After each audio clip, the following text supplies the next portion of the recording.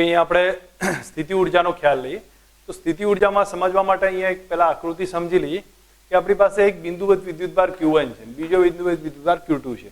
ઉગમ બિંદુની સાપેક્ષ આનો સ્થાન સદિશ R1 છે, આનો સ્થાન સદિશ R2 છે.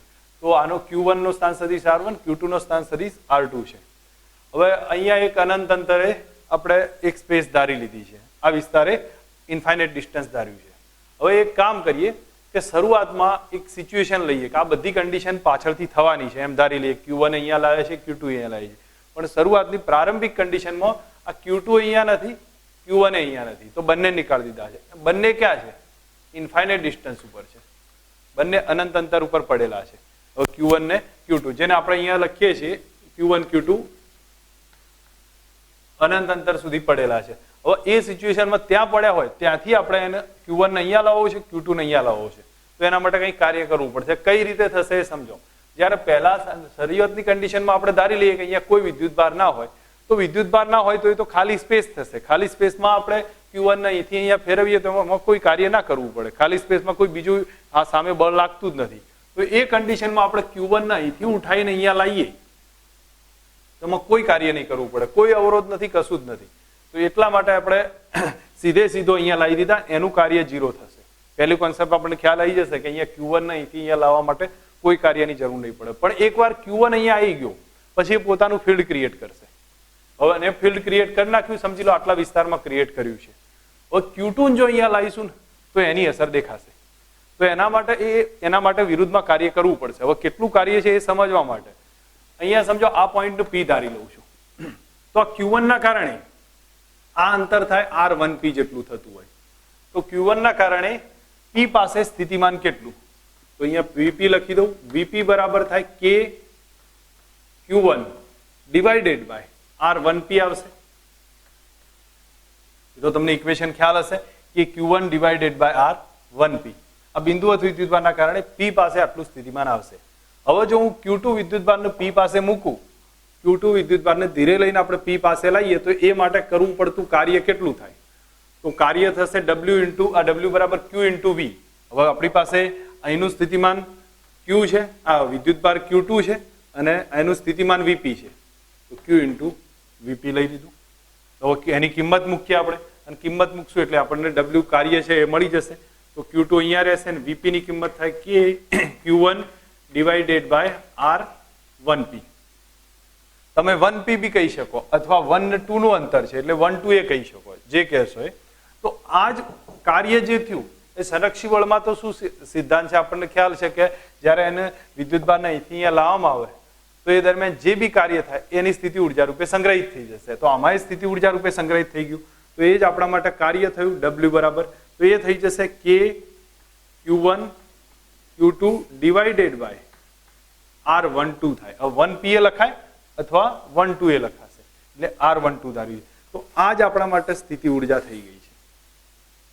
હવે એક વસ્તુની સમજ રાખો કે અહીંયા કઈ રીતે ક્રિએટ થયું. પહેલા Q1 લાયા તો કોઈ જ અહીંયા Q1 ને અહીંયા લાયા તો એ દરમિયાન કોઈ કાર્ય ના કરવું પડ્યું કારણ કે ખાલી સ્પેસ હતી. પણ Q2 ને લાયા તો એ વખતે કાર્ય આવશે, અને કાર્ય કેટલું થશે? તો પહેલા તો P પાસે Q1 ના કારણે સ્થિતિમાન કેટલું? તો K Q1 બાય R1P આવશે. અને પછી Q2 લાવીએ અહીંયા તો કાર્ય કેટલું થાય? Q2 into Vp. હવે Q2 તો બરાબર, પણ Vp ની કિંમત અહીંયા લખી દીધી છે. તો આ જે કાર્ય થયું એ સંરક્ષિત ક્ષેત્રની ખાસિયત છે કે બધું કાર્ય સ્થિતિ ઉર્જા રૂપે સંગ્રહિત થઈ જશે. તો સ્થિતિ ઉર્જા આટલી થઈ જશે કે Q1 Q2 બાય R12 અથવા 1P કહી દેશો. હવે અહીંયા એક બીજો થોડી આગળ વાત કરીએ કે આના ઉપરથી આપણને એટલું તો ખ્યાલ આવ્યો કે અહીંથી અહીંયા લાવીએ છીએ એ બધા કોઈ કાર્ય માર્ગ પર આધારિત છે નહીં. ફક્ત કોના પર આધારિત છે? પ્રારંભિક અને અંતિમ સ્થાન ઉપર જ ડિપેન્ડ છે, બીજું માર્ગ ઉપર ડિપેન્ડ નહીં હોય. સાથે મેં અહીંયા આગળ પણ તમને વાત કરી દીધી કે ભાઈ જે બી કાર્ય થાય છે સંરક્ષિત ક્ષેત્રના કારણે એની ઉર્જામાં સંગ્રહિત થાય છે. હવે આપણે આ સૂત્રની થોડી વાત કરીએ છીએ. તો આ સૂત્રમાં જો Q1 Q2 આપણને કહેલું છે, જો Q1 ને Q2 ધન હોય અથવા બંને ઋણ હોય તો એનો સિમ્પલ છે કે Q1 Q2 એ કે સમજો બંને માઇનસ છે અથવા બંને પ્લસ છે તો આપણને આ Q1 Q2 પોઝિટિવ આવશે. એનો મતલબ આપણી સ્થિતિ ઉર્જા U પણ કેવી થઈ જશે? પોઝિટિવ આવશે. ઓકે, તો આ સિચ્યુએશનમાં કહેવા શું માંગે છે એ સમજો. ધારો કે આ એ ધન છે અને Q2 એ ધન છે, તો અહીંયા આપણે Q2 લાવી દીધો છે અત્યારે. તો અહીંયા Q2 Q1 બંને ધન છે અને બંને ધન હોય તો જ્યારે એને અહીંથી લાવવો પડે તો બે વચ્ચે શું લાગતું હશે? આ એ ધન, આ પણ ધન, તો અપાકર્ષણ લાગે અને એટલે દૂર ધક્કો મારતા હોય ને એની વિરુદ્ધમાં આપણે લાવીએ છીએ અને વિરુદ્ધમાં લાવીએ એટલે કાર્ય કરવું પડે તો એ કાર્ય ખરેખર કરવું પડશે ને એ કાર્ય કેવું હશે? પોઝિટિવ હશે. પણ ધારો કે Q1 Q2 આ ટાઈપ હોય, એનો મતલબ એક ધન છે એક ઋણ છે, તો સમજો આ ધન છે આ ઋણ છે, હવે આને નજીક લાવીએ અહીંયા તો આ તો બે વચ્ચે આકર્ષણ થાય છે. આકર્ષણ થાય એમાં તો આપણે કોઈ બહારથી કાર્ય કરવાની જરૂર નહીં પડે, તો આપણી સ્થિતિ ઉર્જા કેવી આવશે? અથવા કરેલું કાર્ય કેવું ગણીશું? ઋણ ગણીશું. કાર્ય ક્યારે કરવું પડશે? આ બે વચ્ચે આકર્ષણ થતું હોય આને અહીંથી દૂર લઈ જવું હોય ત્યારે કાર્ય કરવું પડશે, તો એ કાર્ય કેવું આવશે? ધન આવશે. બાકી નજીક લાવવામાં કોઈ કાર્ય નહીં આવે, એટલા માટે એ ઋણ છે. ફરી એકવાર સ્પીડમાં રિવિઝન બતાવ્યું છું કે અહીંયા જો Q1 ને Q2 બંને ધન હોય અથવા બંને ઋણ હોય, બંને સજાતીય રીછોડ, તો એને અહીંયા લાવવામાં આપણે કાર્ય કરવું પડશે અપાકર્ષણના વિરુદ્ધમાં. તો એના કારણે એ ઉર્જા એ કેવી થશે? એમાં સંગ્રહિત થશે.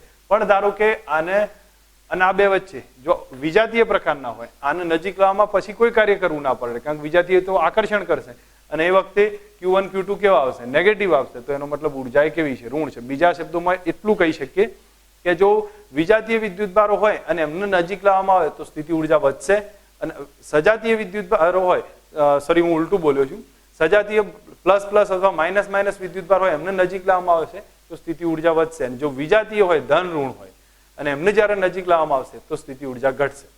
બરોબર? આપણને આટલો સિમ્પલ બેઝિક ખ્યાલ હોવો જોઈએ. આ પહેલી કન્ડિશન થઈ છે. આપણે કઈ કન્ડિશનમાં જોયું? ઉર્જા બે વિદ્યુતભાર આપ્યા હોય તો એની સ્થિતિ ઉર્જા કેટલી થાય? તો બે વિદ્યુતભાર Q1 Q2 છે, બે વચ્ચેનું અંતર R12 કહો અથવા R1P કહી દઈશું, તો એ વખતે સ્થિતિ ઉર્જાનું સૂત્ર થાય K Q1 Q2 by R12, જે આગળ જતા તમને એક્ઝામ્પલમાં ઘણો ખ્યાલ આવશે અને આનો ઉપયોગ થશે. એટલે કોઈ પણ બે બિંદુવત વિદ્યુતભારો વચ્ચેની સ્થિતિ ઉર્જાનું સૂત્ર આ કોના જેવું છે? તો ગુરુત્વાકર્ષણ જેવું છે. ગુરુત્વાકર્ષણમાં U બરાબર શું લખતા હતા? G M1 M2 divided by R લખતા. ત્યાં માઇનસ નિશાની હતી, અહીંયા માઇનસ નિશાની જરૂર નથી, કારણ કે લખશો એટલે એ પ્રમાણે ખ્યાલ આવી જશે. બરોબર? આ એક કોન્સેપ્ટ બે વિદ્યુતભારનો થયો. હવે જોઈએ છે ત્રણ વિદ્યુતભાર. આપણે સમજીએ કે ત્રણ વિદ્યુતભાર આપ્યા હોય તો શું થાય. જેમ કે સમજો આ Q1 છે, એનો સ્થાન સદિશ R1 છે, Q2 એનો સ્થાન સદિશ R2 અને Q3 તો એનો સ્થાન સદિશ R3 છે. આ ત્રણ વિદ્યુતભાર આપ્યા છે અને ત્રણ વિદ્યુતભારની સ્થિતિ ઉર્જા કેટલી થાય? તો આપણે એક કામ કરી દઈએ, આગળ જેમ બે આપ્યા હતા તો બે ને ક્યાં મૂક્યા હતા? અનંત અંતરે. તો એમ ત્રણે ત્રણને આપણે ઇન્ફાઇનાઇટ ડિસ્ટન્સ પર મૂકી દઈએ છીએ. ત્રણે નીકાળી દઈશું અને ત્રણે ત્રણને ઇન્ફાઇનાઇટ Q1 Q2 અને Q3 એ ત્રણેય અનંત અંતરે મૂકી દીધા છે. હવે એક પછી એક લાવવાનો ટ્રાય કરીએ. તો જ્યારે ઇન્ફાઇનાઇટ ડિસ્ટન્સ પર ત્રણે ત્રણ હોય તો આ તો ખાલી જગ્યા છે, અને ખાલી જગ્યા હોય તો મેં આગળ હમણાં ચેક કરાવ્યું તમને, જો Q1 ને લાવશો અહીંયા તો કોઈ કાર્ય નહીં કરવું પડે, કારણ કે ખાલી જગ્યા છે, ગમે ત્યાં સ્પેસ હશે તો એમાં અહીંથી Q1 ને અહીંયા લાવી દેશો, એમાં કોઈ કાર્ય નહીં કરવું પડે. Q2 ને જો અહીંયા લાયા તો કાર્ય કરવું પડશે. એ આપણે આગળની થિયરીમાં ચેક કર્યું હતું. Q2 ને અહીંયા લાવતા કેટલું કાર્ય કરવું પડશે? તો W ગણો એ જ આપણા માટે શેમાં કન્વર્ટ થતી હતી? સ્થિતિ ઉર્જામાં કન્વર્ટ થતી. એ સ્થિતિ ઉર્જાને આપણે 1 ને 2 ની વાત કરી છે. તો U12 બરાબર કોને લાયા છીએ? તો Q2 નું. અને કોનું સ્થિતિમાન? તો પહેલાનું સ્થિતિમાન. આ લખતા હતા આગળ, તો Q2 into Vp બરાબર આપણું કયું સૂત્ર આવતું હતું? સીધું લખી દો તોય ચાલે, કે Q1 Q2 divided by R12. આ બે વચ્ચેનું ડિસ્ટન્સ કેટલું આવ્યું? R12 થયું. તો આપણે એક વસ્તુ સમજો, અહીંયા આપણને આગળના સ્ટેપ પરથી ખ્યાલ આવી જાય એવું છે કે Q1 ને અહીંયા લાયા, કોઈ કાર્ય ના થયું, પણ Q2 ને લાયા તો જે આગળ સ્થિતિ ઉર્જા શોધી હતી એટલું જ આપણે કાર્ય થશે, ટૂંકમાં એ જ આપણા માટે સ્થિતિ ઉર્જા રૂપે સંગ્રહિત થઈ. તો U12 બરાબર K Q1 Q2 divided by R12 થયા. તો આ બીજાને લાયા ત્યારે સ્થિતિ ઉર્જા થઈ. હવે આ પોઈન્ટ P છે, તો આ પોઈન્ટ P ના કારણે, આ પોઈન્ટ P પર Q1 Q2 ના કારણે સ્થિતિમાન કેટલું? તો એ સ્થિતિમાન ચેક કરવું હોય તો અહીંયા સ્થિતિમાન લખું છું. તો Vp બરાબર, તો અહીંયા આ ડિસ્ટન્સ છે એને આપણે ધારી લઈએ છીએ R1P, અને એને પછી આગળ કોઈ બીજી વેલ્યુ લખીશું. આ થશે R2P. તો R1P થયું અને આ ડિસ્ટન્સ થયું R2P. તો Vp બરાબર શું લખાય? તો Q1 ના કારણે સ્થિતિમાન વત્તા Q2 ના કારણે સ્થિતિમાન. હવે Q1 ના કારણે સ્થિતિમાન કયું થયું? તો K Q1 ભાગ્યા ડિસ્ટન્સ કેટલું? R1P. અહીંયા હવે K Q2 ભાગ્યા ડિસ્ટન્સ R2P. આટલું આપણને મળી જશે. K Q1 નીચે R1P, K Q2 નીચે R2P. આટલું આપણને સ્થિતિમાન P પોઈન્ટ નું મળ્યું. હવે Q3 ને અહીંયા લાવો, Q3 ને અહીંયા લાવીશું તો કાર્ય કેટલું? તો એ કાર્ય થશે W બરાબર Q2 આ Q3 અને આ P પોઈન્ટ પાસેનું સ્થિતિમાન તો VP આવે, Q3 into VP. તો એ જ કાર્ય પાછું શેના રૂપે સંગ્રહિત થઈ જશે? સ્થિતિ ઉર્જા રૂપે. તો એટલા માટે આપણે સીધું જ આનું બેનું સ્થિતિ ઉર્જા લખું છું, એને U2 કોઈ પણ નામ આપી દઈશું અત્યારે હાલ પૂરતું. આને U12 કીધું છે તો આને U2 વડે લખું છું. હવે અહીંયા સમજો, જેવો આને અહીંયા લાવીએ તો આ જે કાર્ય થયું છે થાય કેટલું? તો Q3 તો અહીંયા એમના એમ લખ્યા છે, પણ VP કેટલા છે? આ સ્ટેપ છે જે અહીંયા લખી દઉં છું કે Q1 by R1P અને K Q2 by R2P. અંદર ગુણી કાઢીએ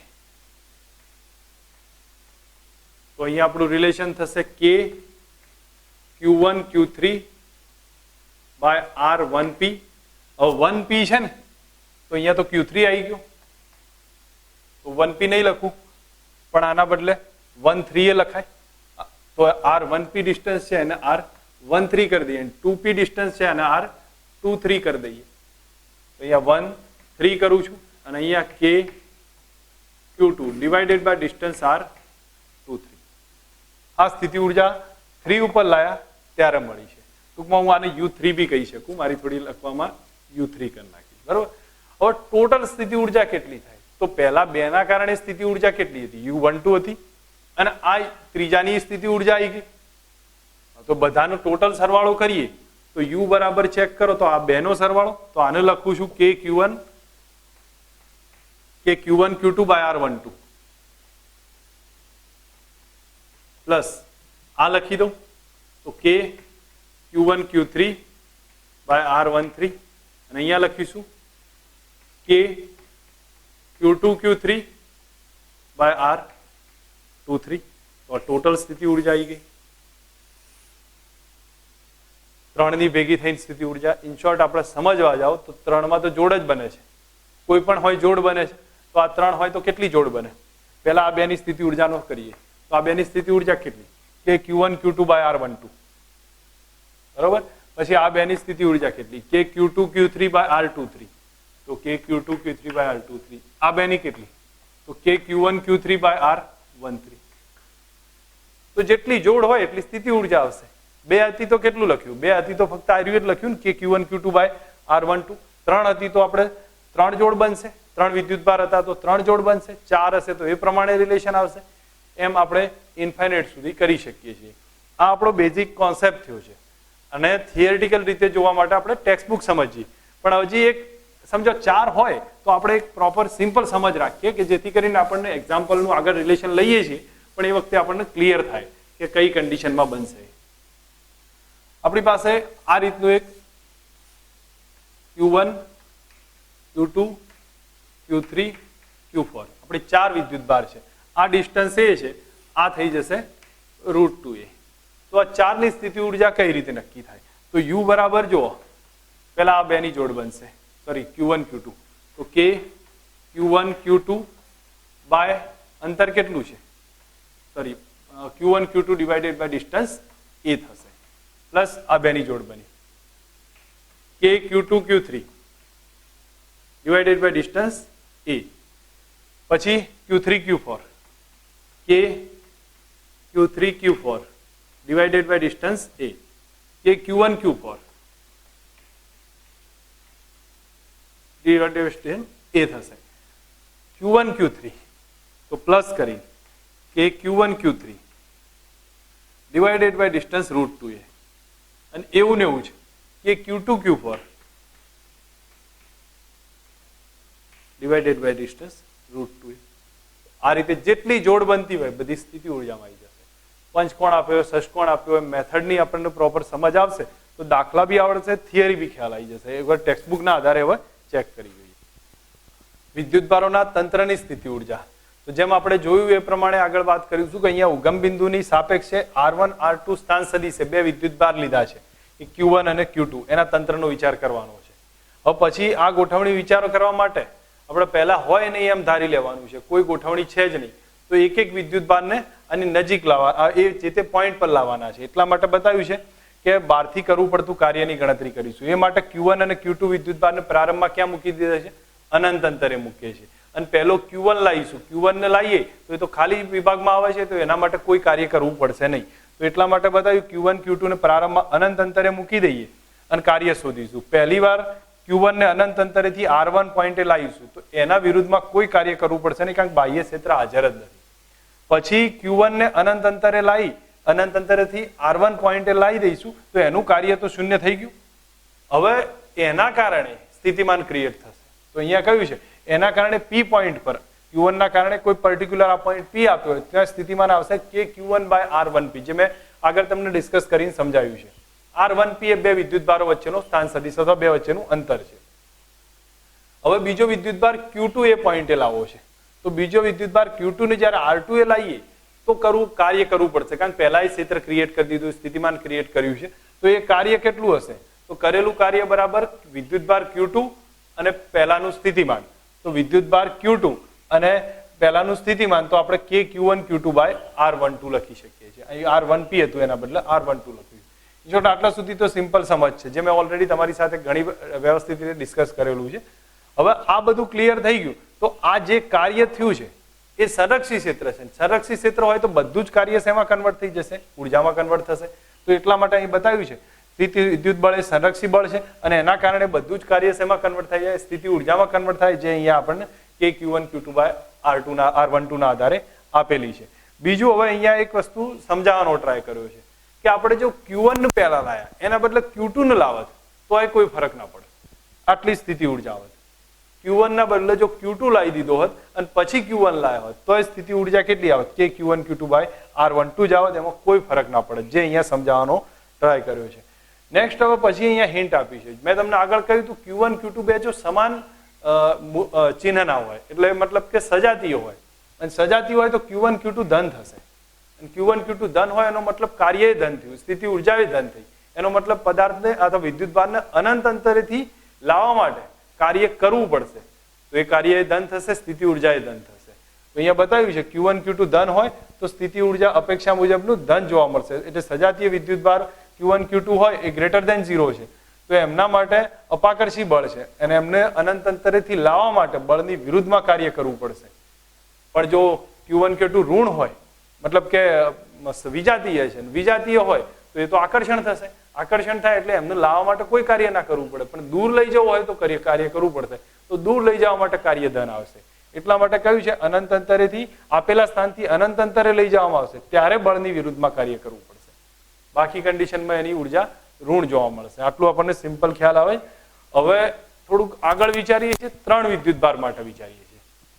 તો 3 વિદ્યુતભાર માટે વિચારીએ તો R1 R2 R3 એ ઉપર કેટલા રહ્યા છે? Q1 Q2 અને Q3 એમ 3 વિદ્યુતભાર રહ્યા છે. પહેલા જ વાત કરીએ, જો Q1 ને લાવીશું કોઈ કાર્ય નહીં કરવું પડે.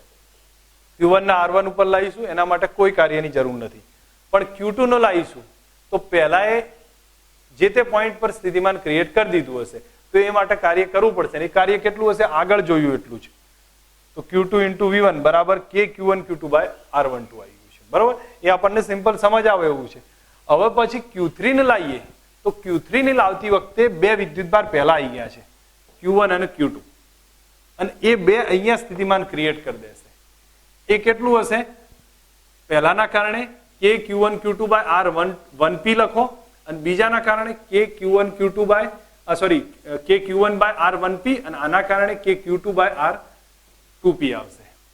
હવે આ જે 1 2 ના કારણે જે સ્થિતિમાન આવ્યું છે એ પોઈન્ટ પર આ પોઈન્ટ પર Q3 લાવીએ છીએ. તો Q3 લાવીએ તો હવે ટોટલ ઉર્જા કેટલી થઈ? Q3 into આ V1P. તો હવે આની અંદર કિંમત મૂકી દો તો એ કયું આવશે? Q3 લાયા ને અહીંયા, તો Q3 વડે અહીંયા ગુણી કાઢો તો KQ1 Q3 ભાગ્યા R1P એના બદલે 13 કરી દો. KQ1 Q2 ભાગ્યા R23 કરી દો. और टोटल एनर्जी तो આગળની એનર્જી કમ્પેર કરીને એડ કરવી પડશે કઈ? KQ1 Q2 by R12 અને આ બે એનર્જી એ ખરી. તો ટોટલ જોઈએ તો U બરાબર KQ1 Q2 by R12 plus KQ1 Q3 by R13 અને KQ1 Q2 Q3 by R23 આટલી એનર્જી જોવા મળશે. આ ટોટલ એનર્જી થઈ. હવે આવી રીતની ગમે એવી કોમ્પ્લેક્સ ગોઠવણી હોય તો પણ આપણે એના આધારે આ ઉર્જાને સમજી શકીએ. અત્યાર સુધી આપણે જોયું હતું તો એમાં વિદ્યુત ભારો લાવતા હતા તો એની અંદર કોઈ ક્ષેત્રની ચર્ચા નહોતા કરતા, અંદર બીજું બાહ્ય ક્ષેત્ર હોય એવી વાત નહોતા કરતા. પણ હવે એક એઝમ્પશન લઈએ છીએ કે આટલો વિસ્તાર છે, આ બધો વિસ્તાર છે, એમાં બાહ્ય વિદ્યુત ક્ષેત્ર ઈ રહેલું છે. બાહ્ય વિદ્યુત ક્ષેત્ર ઈ અંદર પ્રવર્તમાન છે આટલા બધા વિસ્તારમાં. પહેલા તો 0 હતું એટલે ગમે ત્યાં પહેલો વિદ્યુત ભાર લાવતા કોઈ કાર્ય ના કરતા, પણ અહીંયા વિદ્યુત ક્ષેત્ર પ્રવર્તે છે. અને વિદ્યુત ક્ષેત્ર પ્રવર્તતું હોય તો આપણે અહીંયા સમજી લઈએ કે આપણી પાસે આ પોઈન્ટ R1 સ્થાન ઉપરનો એક પોઈન્ટ છે, બીજો છે R2 સ્થાન ઉપરનો એક પોઈન્ટ, આ બંને છે. અને આ આપણા માટે ઇન્ફાઇનાઇટ ડિસ્ટન્સ છે. હવે ઇન્ફાઇનાઇટ ડિસ્ટન્સ ઉપર Q1 એ પડ્યો છે ને Q2 એ પડ્યો છે. બંનેને અહીંયા એકને અહીંયા લાવો છે ને એકને અહીંયા લાવો છે, તો કાર્ય કેટલું કરવું પડશે? તો આગળ તો આપણે ચેક કર્યું તો એમાં કોઈ પહેલા જ્યારે લાવતા હતા ને તો અહીંયા મૂકી દેતા હતા, કોઈ કાર્ય થતું નતું કારણ કે ક્ષેત્ર હતું જ નહીં. પણ અહીંયા હવે ક્ષેત્ર છે. ક્ષેત્રના કારણે આની પાસે અહીંયા સ્થિતિમાન હશે, એ કેટલું હશે? V1 જેટલું હશે. અને અહીંયા સ્થિતિમાન હશે V2 જેટલું, કારણ કે ક્ષેત્રના કારણે. ક્ષેત્ર હોય એટલે અહીંયા સ્થિતિમાન જોવા મળશે, V1 હશે અને અહીંયા V2 હશે. તો જેવો Q1 અહીંયા લાવીશું, પહેલી વખત Q1 અહીંયા લાવીએ તો અહીંયા તો V1 સ્થિતિમાન છે, તો કાર્ય કરવું પડશે. તો એ કાર્ય ઉર્જા રૂપે સંગ્રહિત થશે. તો એનો મતલબ પહેલી વખતની ઉર્જા U1 ગણું છું, એ આપણે અહીંયા આવશે W બરાબર Q ઇન્ટુ V. તો Q1 ઇન્ટુ V1, તો Q1 ઇન્ટુ V1, V1 કો અથવા VR1 કહી દો, જે કહેશો એ ચાલશે. બરોબર, આટલું આપણને મળશે. અહીંયા શબ્દોમાં પ્રોપર લખવું હોય તો VR1 કહી દઉં છું, અહીંયા બી VR1 બતાવી દઉં છું. આ પોઝિશન પર છે એટલે VR2 થશે. તો Q1 ઇન્ટુ VR1 જેટલી સ્થિતિ ઉર્જા પહેલા વિદ્યુત ભારનું મળશે. બરોબર, પહેલા નહોતી મળતી પણ અહીંયા ક્ષેત્ર ક્રિએટ થઈ ગયું એટલે મળશે. ઓકે, સેકન્ડ કન્ડિશન આપણે ચેક કરીએ. હવે બીજાને અહીંયા લાવીએ છીએ, તો બીજાને અહીંયા લઈએ તો એના માટે સ્થિતિમાન છે. તો બીજાને અહીંયા લઈએ તો એના માટે U2 બરાબર કેટલા થાય? તો U2 બરાબર જુઓ તો આને જ્યારે અહીંયા લાવીશું તો એની પહેલી સ્થિતિ ઉર્જા આપણને મળશે Q2 ઇન્ટુ VR2. આપણને આટલી સ્થિતિ ઉર્જા મળી ગઈ Q2 ઇન્ટુ VR2, કારણ કે સ્થિતિમાન છે. ઓકે, હજી એક વસ્તુ છે, અહીંયા Q1 આવી ગયું, અહીંયા Q2 આવી ગયું. તો આ બે વચ્ચેની ઉર્જા આવે, એ બે વચ્ચેની ઉર્જા હશે, એને આપણે U12 કહીએ. અને U12 કેટલા? કે Q1 Q2 બાય R12. આપણને સમજ હોવી જોઈએ કે કઈ રીતે ઉર્જા મળી છે. પહેલા શરૂઆતમાં આપણે જો કોઈ ફિલ્ડ નહોતું, Q1 અહીંયા લાઈન મૂકી દેતા હતા, કોઈ ઉર્જા નહોતી. પછી અહીંયા એના આધારે ગણતરી આગળ કરતા હતા. પણ અહીંયા થશે શું કે ફિલ્ડની અંદર છે, અને ફિલ્ડની અંદર આ સિચ્યુએશન જ્યારે બનતી હોય તો એ વખતે તમે Q1 ને અહીંયા લાવો તો અહીંયા સ્થિતિમાન હશે, એ કેટલું છે? VR1. તો એના કારણે એની ઉર્જા આવશે Q1 ઇન્ટુ VR1. હવે Q2 ને અહીંયા લાવો તો એના કારણે સ્થિતિમાન અહીંયા VR2 છે, તો Q2 ઇન્ટુ VR2 આવશે. બીજું Q1 Q2 બેની ઉર્જા આવશે, એ આવશે કે Q1 Q2 by R12.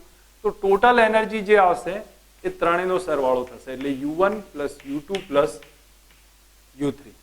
Total energy કેટલી થઈ? તો અહીંયા લખું છું કે Q1 Q2, હું પહેલા આને લખી દઉં U3, કે Q1 Q2 by R12 plus Q1 VR1 plus Q2 VR2. આટલી ઉર્જા આવશે. બરોબર, આ ત્રણેયના કારણે ઉર્જા આવી છે. એવી રીતે ટૂંકમાં બાહ્ય ક્ષેત્રના કારણે જે ઉર્જા આવે છે એ તો સમજ હોવી જોઈએ કે બે વિદ્યુતભાર આપ્યા હોય તો આ બેની ઉર્જા તો ટોટલ લખી જ દેવાની. પછી બાહ્ય ક્ષેત્રની પહેલા ઉપરની ઉર્જા QV1, આ Q1 V2 V1 અને બીજું Q2 V2, એ ટોટલ લખી દો તો આપણને આવશે. 3 હોય તો એ પ્રમાણે એડજસ્ટ કરવાની. 3 હોય તો ત્રણની તો ઉર્જા આવશે જ, પ્લસ Q1 V1 આવે, Q2 V2 આવે અને Q3 V3 આવે, એ ત્રણેય એડ થઈ જશે. બરોબર, તો આ પરથી આપણે એક સમજી શકીએ છીએ કે બાહ્ય ક્ષેત્ર હોય તો સ્થિતિમાન કઈ રીતે ચેન્જ થશે. પછી ટેક્સ્ટબુકમાં આપણે થિયરી એની ચેક કરીએ છીએ. બાહ્ય ક્ષેત્રમાં સ્થિતિ ઉર્જાનો ટોપિક છે, આપણે આગળ ઓલરેડી ડિસ્કસ કરવાનો છે. તો હું માનું ત્યાં સુધી આ જે પોઈન્ટ છે એમાં કોઈ એટલું વધારે સમજવાની જરૂર નથી, એટલે એને ધ્યાન ઉપર વધારે તૈયાર કરવાના આધારે નહીં સમજો તો એટલી કોઈ ફરક નહીં પડે. પણ અહીંયા એક બે ટોપિક્સ આપ્યા છે, ઇલેક્ટ્રોન વોલ્ટની સમજૂતી આપી છે, જે તમને કદાચ 11th માં આવી ગયું છે, પણ છતાં અહીંયા આપણે ક્લિયર રાખીએ કે ઇલેક્ટ્રોન વોલ્ટ ઉર્જાનો સૌથી નાનો એકમ છે. બરોબર, અને 1 ઇલેક્ટ્રોન વોલ્ટ એટલે કેટલા થાય છે? 1.6 × 10⁻⁻19 જૂલ જેટલું જોવા મળશે. ઇલેક્ટ્રોન વોલ્ટ ઉર્જાનો સૌથી નાનો એકમ છે અને 1.6 ગુણ્યા 10⁻⁻19 જૂલ જેટલી એની એનર્જી જોવા મળે. પછી kilo electron mega electron volt એ વસ્તુ અલગ છે, પણ મૂળ માનું ત્યાં સુધી આ આપણને આટલું સમજ હોવી જોઈએ. વાસ્તવમાં શું થશે એની વ્યાખ્યા અહીંયા બી આપેલી છે કે એક ઇલેક્ટ્રોનને અથવા ઇલેક્ટ્રોન જેટલા વિદ્યુતભારને ડેલ્ટા વી બરાબર 1 વોલ્ટના વિદ્યુત સ્થિતિમાનના તફાવત હેઠળ એને ગતિ કરાવવા માટે જે કાર્ય કરવું પડશે એટલે Q ઇન્ટુ ડેલ્ટા વી, તો એ આપણા માટે ઇલેક્ટ્રોન વોલ્ટ થઈ જશે. અને પછી એના આધારે વ્યાખ્યા આપી છે. બાકી એની મૂલ્ય છે એ આપણે ધ્યાન રાખવાની જરૂર પડશે. ઓકે, આ ક્વેશ્ચન આપણે સમજીએ કે બાહ્ય ક્ષેત્રમાં વિદ્યુતભારોના તંત્રની સ્થિતિ ઉર્જા કઈ રીતે આવશે. તો બાહ્ય વિદ્યુત ક્ષેત્ર પહેલાથી ક્રિએટ હોય ત્યારે કન્ડિશન કઈ હશે. તો અહીંયા જો પહેલાની જેમ સેમ કન્ડિશન R1 R2 ના બે સ્થાન છે અને ત્યાં Q1 Q2 વિદ્યુતભાર મૂક્યા છે, પણ એ બાહ્ય વિદ્યુત ક્ષેત્રમાં છે. તો બાહ્ય વિદ્યુત ક્ષેત્રમાં હોય તો ઉર્જા કેટલી હશે? તો બાહ્ય વિદ્યુત ક્ષેત્રની એક ખાસિયત છે, એ પહેલેથી જ સ્થિતિમાન ક્રિએટ કરી દેશે. તો અહીંયા R1 R2 પાસે પહેલેથી જ સ્થિતિમાન હશે. તો અહીંયા એ જ સમજાવવાનો ટ્રાય કર્યો છે. આપણે Q1 ને અનંત અંતરથી R1 પર લાવીએ તો પહેલા કાર્ય નહોતું કરવું પડતું, કારણ કે Q1 પાસે સ્થિતિમાન હતું નહીં. પણ હવે બાહ્ય ક્ષેત્ર છે તો એ સ્થિતિમાન હશે, તો એના માટે કાર્ય કરવું પડશે. તો એ કાર્ય કેટલું હશે? Q1 અને એ તે પોઈન્ટનું સ્થિતિમાન, તો Q1 ઇન્ટુ VR1. R1 પાસે સ્થિતિમાન VR1 છે, તો Q1 ઇન્ટુ VR1. હવે એ જ પછી Q2 નું લાવીએ તો Q2 નું લાવીએ તો પણ કાર્ય કરવું પડશે. તો એ Q2 ને જ્યારે R2 પાસે લાવ્યું તો બહારના ક્ષેત્રના કારણે એની પાસે પણ સ્થિતિમાન હશે. એ કેટલું હશે? Q2 into VR2. Q1 ને એ પોઈન્ટે લાવ્યા તો Q1 ઇન્ટુ VR1, અને Q2 નું લાવીશું તો Q2 ઇન્ટુ VR2. બેને એ થયું. અને બીજું કે બેની વચ્ચેની સ્થિતિ ઉર્જા, એ બેની વચ્ચેની સ્થિતિ ઉર્જા કેટલી? કે Q1 Q2 by R12. Total જોવા જઈશું તો એક આ આવશે, એક આ થશે ને આ થશે.